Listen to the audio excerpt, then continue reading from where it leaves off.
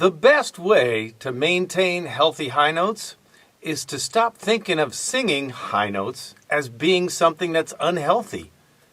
It's not your singing that's irritating your vocal folds, it's your thinking. We have a phobic approach to high notes that calls up lots of extra behavior, all of it unnecessary. It's despite this extra behavior that we sing our high notes. So I have two scientific tools here that we're going to use as teaching aids to help release your thinking about high notes as being something that's unhealthy. And here's my point. Our first scientific tool is this, a ruler. Very simple. The fact is, if you're a male, your vocal folds are 17 millimeters long. That's really small. For us in the States, that means it's 3/4 of an inch. That's nothing. That's this big. For females, it's generally around 12 millimeters. That's 1/2 of an inch. That's it.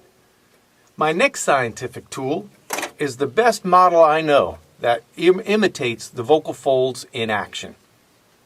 It's a balloon. If we blow up the balloon and release it, there's vibrato. This is exactly what your vocal folds look like, by the way. They should be pearly white. This is, for a female fold, exactly the same size. And the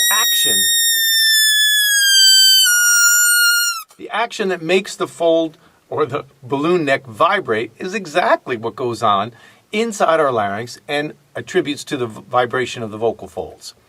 I like to use a balloon for another way, though. And I highly recommend you go out and get a balloon for this exercise.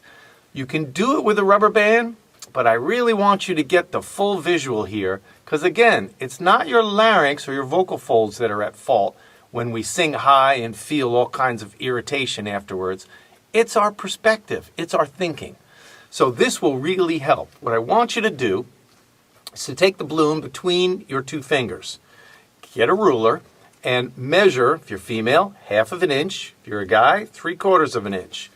But first, just get a visual. Just get a look at that. That's exactly the size of the vocal fold. Actually, I'll reduce it. They're more like that big. Really small. Incredibly small. So first off, we got to admonish ourselves for having such a big perspective of the voice. The emotional or social risk when we sing high is huge. So we tend to manifest that physically and turn it into something that's a huge chore for us.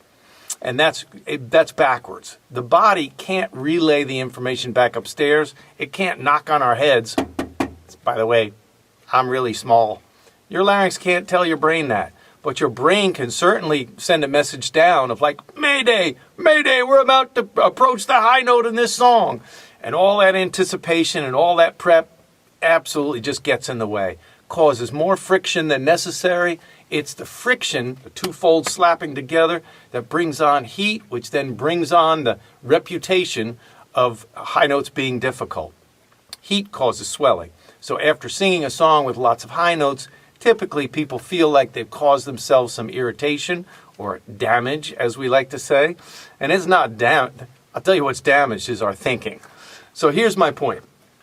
First off, we're going to take our balloon and we're just going to sing an octave. Guys will be down here, ladies will be up here, but let's make it random at first.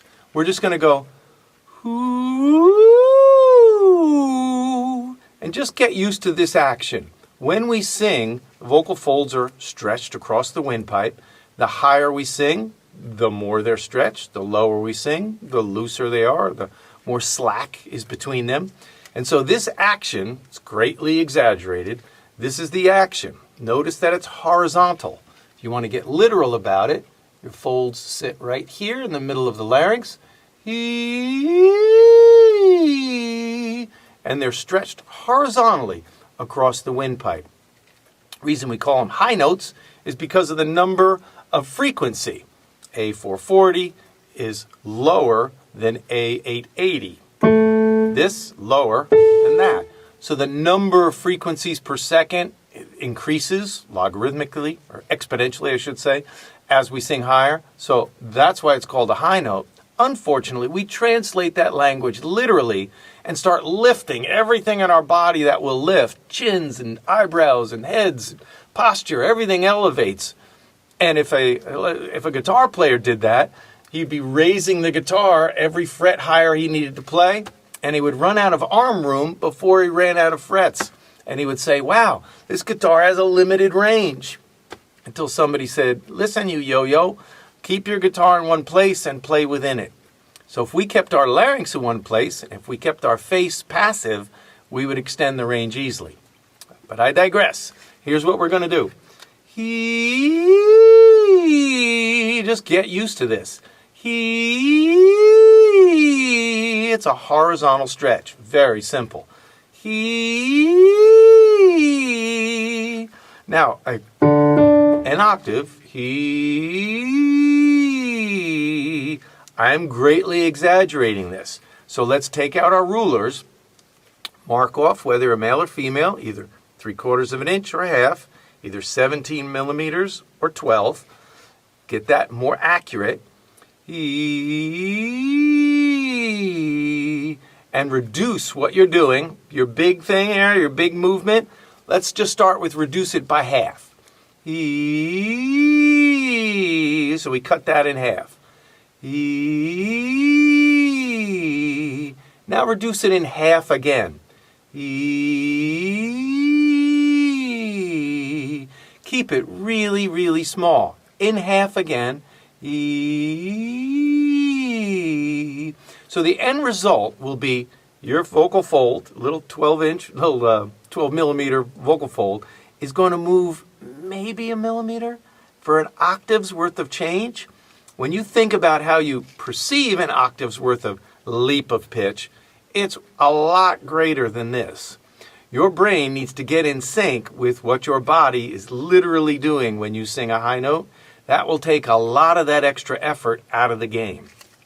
Now, what I want to do, I'm going to sing that little pattern, but I want you to take your balloon, your highly scientific instrumental here, and I want you to take your balloon and mimic the movement of the fold so your brain can get on board with what's going on downstairs. So we have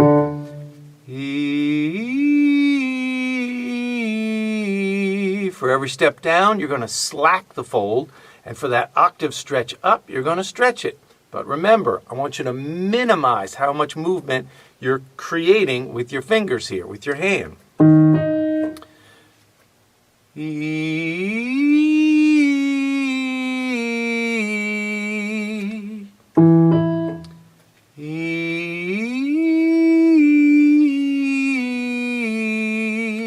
Ladies,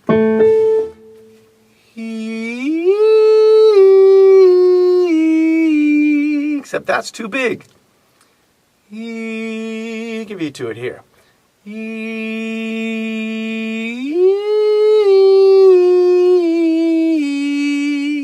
It's so small. What's going on inside us is so small, and we amplify it, again, because of the emotional components that are involved with singing, because of the social risk of singing a high note. All of this gets manifested physically and doesn't do us any good. But basically, I want you to use your eye, your hands. I want all of this involved when you're singing this melody.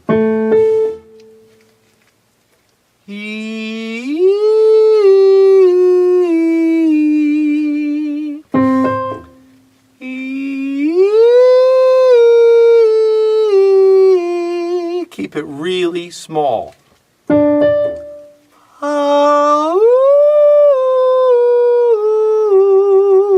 So if you notice in a higher pitch, you start pulling it a little more, then remind yourself to reduce it.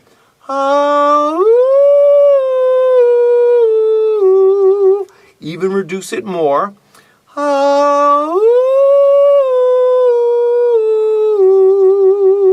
As you're staring at the balloon, you will notice that your body becomes more and more passive.